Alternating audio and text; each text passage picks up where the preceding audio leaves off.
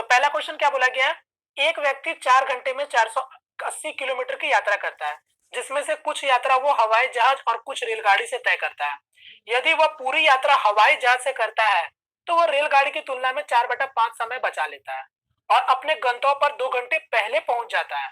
तो रेलगाड़ी से यात्रा करके तय की गई दूरी का पता करें। तो सबसे पहले तो आप लोग क्वेश्चन समझो कि क्वेश्चन में कहना क्या चाह रहा है। क्वेश्चन में सिंपली बोल रखा है कि कोई व्यक्ति है जो कि 4 घंटे में कितना डिस्टेंस ट्रेवल कर रहा है, 480 किलोमीटर का डिस्टेंस ट्रेवल कर रहा है। अब जिसमें से बोल रखा है कि वो कुछ डिस्टेंस वो हवाई जहाज से तय कर रहा है और कुछ डिस्टेंस वो रेलगाड़ी से तय कर रहा है। क्लियर है। अब आगे क्वेश्चन में कंडीशन क्या डाल दिया कि जब वो व्यक्ति पूरा डिस्टेंस यानी पूरा का पूरा जब 480 किलोमीटर का डिस्टेंस जब वो आपका हवाई जहाज से जब वो तय करता है ना, तो उसको क्या पता चलता है कि वो रेलगाड़ी की तुलना में 4/5 समय बचा लेता है और अपने गंतव्य पर 2 घंटे पहले ही पहुंच जाता है। इसका मतलब ये जो पूरा डिस्टेंस को जब वो रेलगाड़ी से तय करता है, तो मान लो कि अगर वो रेलगाड़ी से तय कर रहा है तो उसको 100% आपका समय लग रहा होगा। मगर जब वो एरोप्लेन से जब वो पूरा डिस्टेंस को ट्रेवल करता है तो उसको यही पता चल रहा है, यानी उसको पता चल रहा है कि वो 4/5 समय बचा लेता है। मतलब उसको एरोप्लेन से समय जो लग रहा है वो केवल 20% लग रहा है और जिसके कारण वो अपना गंतव्य पर 2 घंटे पहले पहुंच जाता है। तो आपसे क्वेश्चन में सिंपली ये पूछा है कि रेलगाड़ी से यात्रा करके तय की गई दूरी का पता लगा है, यानी जो डिस्टेंस वो आपका रेलगाड़ी से तय किया, ये आपसे आप क्वेश्चन में पूछा है। तो बताओ इसका आंसर क्या होगा। अब यहाँ पर देखो कई सारे लोग मुझे पता है कंफ्यूज हो जाएंगे। मैं बार बार बता रहा हूँ, देखो स्पीड टाइम एंड डिस्टेंस में तीन ही चीज को मैं आपको बार बार बताता हूँ। चैप्टर में कुछ भी नहीं है, केवल और केवल आप स्पीड टाइम डिस्टेंस इन तीनों को बड़ी अच्छे से समझ लो कि किसको कब किस तरीके से यूज करना है। बस उसके बाद आपका जितना भी क्यों ना लेंदी क्वेश्चन, हार्ड क्वेश्चन कितना भी क्यों ना बन जाए, आप इजिली हर क्वेश्चन को डील कर पाओगे। यहाँ पर देखो कई सारे लोग बेसिक से बनाएंगे, बट बेसिक से बनाने की एकदम भी जरूरत नहीं है। आप चीजों को समझो। तो यहाँ पर नॉर्मली बोल रखा है कि कंडीशन में ही बोल रखा था, यदि वह अपनी पूरी यात्रा हवाई जहाज से करता है तो वह रेलगाड़ी की तुलना में 4/5 समय बचा लेता है और अपने गंतव्य पर 2 घंटा पहले पहुंच जाता है। तो इसका मतलब अब आप सोचो, आपको पता है कि अगर एक बार वो पूरा डिस्टेंस मान लो कि एक बार पहले रेलगाड़ी से तय कर रहा है और एक बार वो आपका हवाई जहाज से तय कर रहा है, तो इसका मतलब जो डिस्टेंस है वो क्या है, कहीं ना कहीं कांस्टेंट है। और जब हम लोग जानते हैं जब डिस्टेंस कांस्टेंट होता है तो स्पीड क्या होता है, टाइम का इनवर्सली प्रोपोर्शनल होता है। ये आप जानते हो कि नहीं जानते हो, ये शुरू से हम लोग पढ़ते आ रहे हैं। तो बस इसका मतलब आप ये चीज समझ गए हो, तो बस हटाओ। अब आपको पता चल गया है कि जो टाइम है, मतलब कि एरोप्लेन का मैं टीए लिख रहा हूं और यहाँ पर मैं लिखता हूं टी आर, ठीक है, यानी रेलवे से जो टाइम लग रहा है और ये आपका जो टाइम लग रहा है एरोप्लेन से। तो क्या बोला था कि रेलगाड़ी की तुलना में 4/5 समय बचा लेता है, इसका मतलब 80% समय बचा लेता है। आप इसको ऐसे भी समझ सकते हो, अगर रेलगाड़ी में अगर उसको 5 यूनिट का समय लगा है तो वो आपका एरोप्लेन में केवल और केवल 1 यूनिट का समय ले रहा है। तो ये ध्यान दीजिए, ये मेरा टाइम का रेशियो निकल के आया, तो इसका मतलब स्पीड का रेशियो क्या हो जाएगा, 5 और 1 हो जाएगा।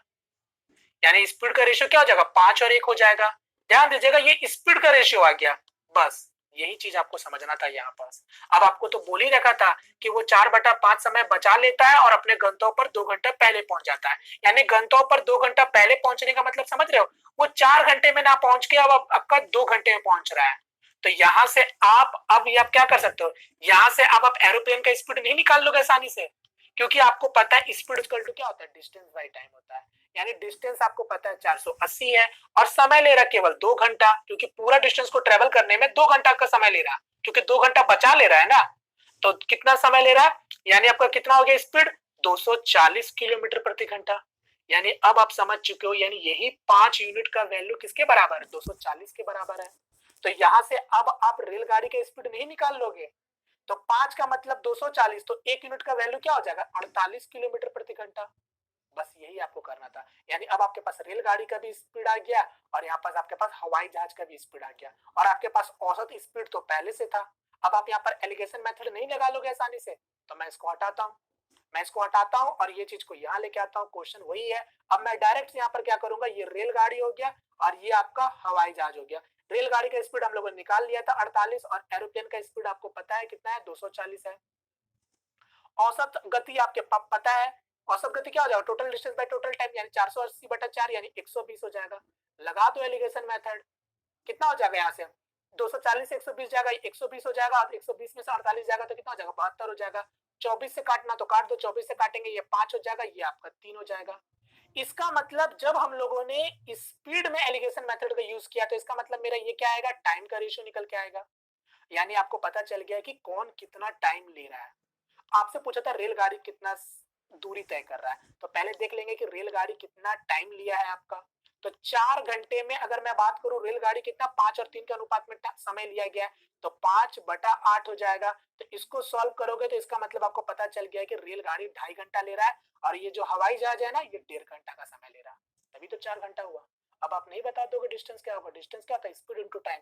तो टाइम आपके पास है और स्पीड हम लोगों ने निकाल रखा था, यानी 48 गुना 2.5। तो 48 और 96 और 12 मतलब कितना हो जाएगा, 24 हो जाएगा ना, मतलब तो 96 और 24 120 किलोमीटर। यानी इसका करेक्ट आंसर हो जाएगा ऑप्शन नंबर सेकंड। बोलो क्लियर है।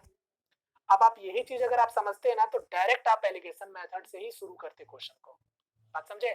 चलिए उम्मीद करता हूँ सभी लोगों को समझ आया होगा। तेल का बर्तन 3/5 भरा है। जब इससे 20 लीटर तेल का उपयोग किया जाता है तो यह 7/12 भर जाता है, भरा होता है। बर्तन की क्षमता ज्ञात करें कि बर्तन की क्षमता क्या है, ये हमसे पूछा गया। ठीक है। तो आप यहाँ पर देखेंगे ये एक जो बर्तन है ये 3/5 भरा है, हमने इससे कुछ लीटर वो निकाल लिया तेल, तो यहाँ पर 7/12 बच गया। ठीक है, आप बताइए बर्तन की क्षमता पूछ रहा है कि बर्तन की क्षमता क्या है, ये हमसे पूछ रहा है। ठीक है, तो आप इसको देखेंगे ऊपर और नीचे हम मल्टीप्लाई करते हैं। यहाँ पर हम इसको क्या करते हैं, इसके डिनोमिनेटर्स को बराबर करते हैं। क्यों? क्योंकि नीचे तो टोटल क्षमता है, हम इसके हरों को बराबर करते हैं कैसे भी करके। हर कैसे बराबर होंगे, इसके वाले से इधर गुना, इसके वाले से इधर गुना, तभी तो हर बराबर होंगे।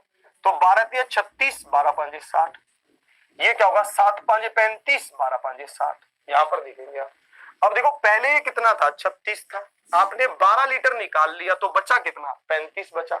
तो भैया निकाला कितना, 1 यूनिट निकाला। 1 यूनिट किसके बराबर है, 12 के बराबर है, क्योंकि नहीं 20 के बराबर है, आपने 20 लीटर निकाला है तो 1 यूनिट 20 के बराबर है। बर्तन की क्षमता पूछ रहा है, तो बर्तन की क्षमता तो 60 थी, तो 60 किसके बराबर है, 60 गुना में 20, 6 दूनी 12, 1200 के बराबर है। ठीक है, किसके बराबर है, 1200 के बराबर है। तो ऑप्शन ए इज द, ए क्या है, बिल्कुल सही उत्तर है। फिर से समझा रहा हूं, नीचे की जो टोटल कैपेसिटी है वो तो बराबर ही होनी चाहिए। ठीक है, क्योंकि अगर आपने किसी बर्तन में से ये कह रहा है कि 5 था 3 यूज कर लिया, 12 था 7 यूज कर लिया, तो टोटल तो बराबर होना चाहिए था। टोटल को बराबर कैसे करोगे भाई साहब, नीचे भी 12 से गुना, ऊपर भी ऐसे कर दोगे, बराबर कर दिया और आप खेल गए। इसको देखेंगे